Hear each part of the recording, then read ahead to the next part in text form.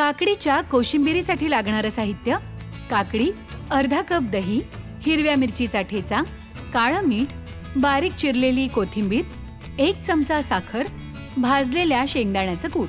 काकडी सोलून घेत देठाकडचा भाग काढून टाकत काकडी किसून घ्यायची. आता दह्यात मिरचीचा ठेचा, काळं मीठ, कोथिंबीर, साखर, शेंगदाण्याचा कूट आणि किसलेली काकडी मिसळून घ्यायची. झाली आपली काकडीची कोशिंबीर तयार. आता झटपट अशी बनणारी काकडीची कोशिंबीर बनवूयात. काकडी घेतली आहे, सोलून घ्यायची.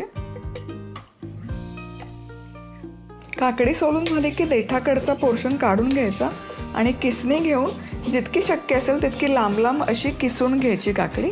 दही घ्यायचं, त्यामध्ये आपण मिरचीचा ठेचा घालतोय, त्याचबरोबर काळं मीठ, कोथिंबीर बारीक चिरलेली आणि यामध्ये घालतोय साखर चवीपुरती आणि भाजलेला शेंगदाण्याचा कूट. हे सगळं व्यवस्थित एकत्र मिक्स करून घ्यायचं.